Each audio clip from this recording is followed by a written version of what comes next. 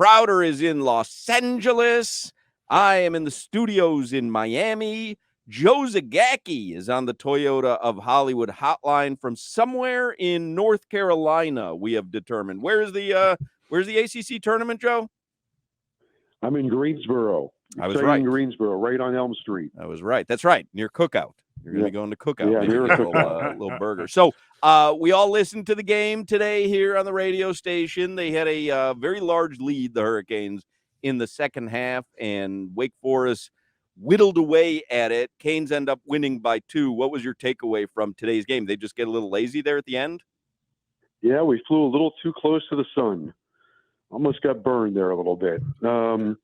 Wake made some great shots down the stretch. They hit 3 impossible 3-pointers. 3-point shot closes the gap in a hurry. Miami's had some trouble this year closing games out in the last couple of minutes for whatever reason. Wooga Poplar missed a free throw. He hasn't missed a free throw since somewhere in the middle of January. He's 15 for his last 15 and could have iced the game. He missed a free throw. Jordan Miller, 80% free throw shooter, missed 3 in a row today. And they got lazy, but they just got off their game a little bit. And to Wake Forest's credit, they kept coming after him. And that kid Appleby, he's a tough stop. He made a couple of impossible threes. Next thing you know, you're in a jackpot, in a jam there. And fortunately, the final shot really wasn't that close. And Joe, Duke just barely snuck past Pitt by 30 points. And yeah, they almost put 100 on them. That's what. And now the Canes, they're playing Duke, correct now? Yeah, we have Duke tomorrow at 7:00. Can't wait for that. What's the biggest fear? Now you've seen them. They scored 96 points, and I would say that, Miami's defense is better than Pitt, but they've played some close games this year. Should we be concerned with this outcome that I just saw? Because that is crazy, 96 points in college. Yeah, Duke's been playing great since the Miami game. They're a very talented team. My father used to say, you might want to save some of those points for the next game. So we'll see. Duke, their advantage on Miami would be their size. Miami's advantage on Duke is going to be their ability to break down a defense and create shots and have different guys score at different levels. Duke with Filipowski and Lively, they've got the size, but you guys saw the game in Miami. Hurricanes ran them out of the gym, and Duke beat Miami in Durham by 2 points. It's a good matchup for Miami for the most part. I like Miami's chances. The crowd's going to be all Duke. There'll be 20,000 Duke fans here and about 200 Miami fans. So that'll be kind of interesting.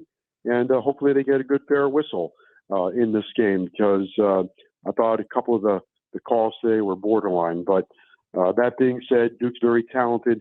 They're young. Miami has the more veteran team. What did Coach L have to say after the game?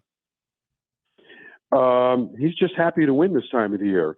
I think people try to lead him down the road of, you had that big lead, you let it get away, or you're concerned. And he's like, look, this is March. Only thing that matters in March right now in this sprint is to win. Before the conference was a marathon, now it's a sprint. All that matters is find a way to win. Isaiah Wong made a big shot today. I'm going to expect that Wong and Pack will play really well tomorrow. Nigel was playing great. They did not play the Florida State game. Last week against Pittsburgh, he was okay. Made a couple of shots today. He's very capable of giving you a 20-point game.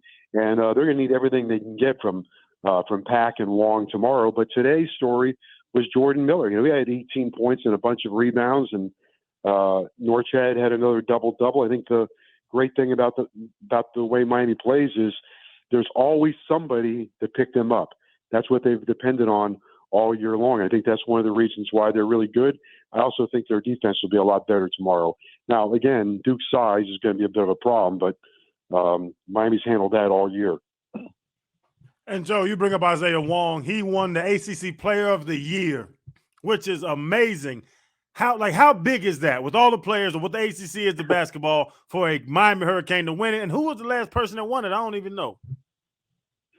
Well, Miami's only had 3 Players of the Year in conference play: Shane Larkin, Isaiah Wong, and then the Big East Tim James.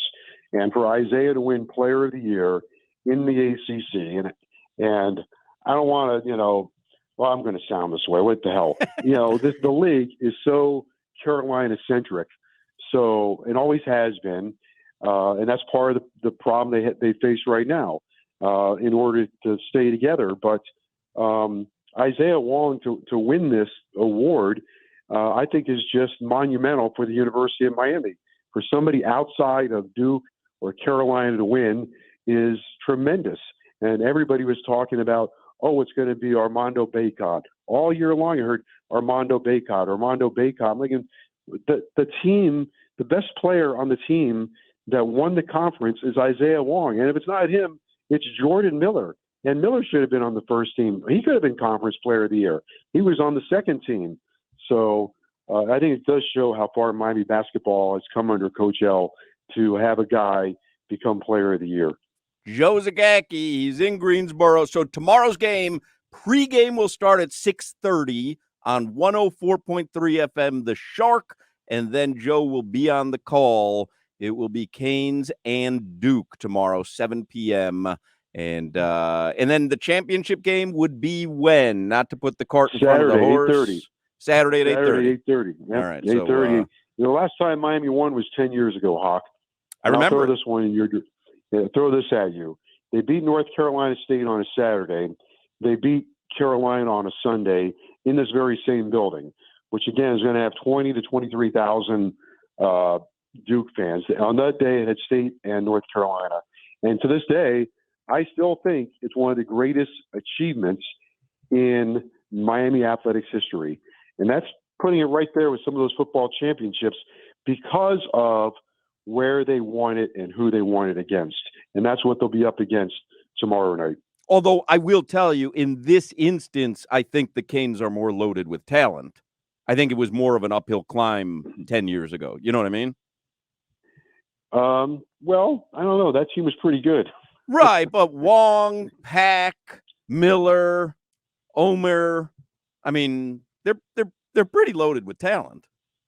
Yeah, Shane Larkin, Duran Scott, Kenny Kaji, Reggie Johnson, Trey McKinney-Jones. Julian Gamble. Pretty good. Julian Gamble, Julian Joe. Gamble. Come on, don't Kaji me. Don't Kaji me when I'm making a good point. Don't Kaji me, Joe. What are we doing? What are we doing here?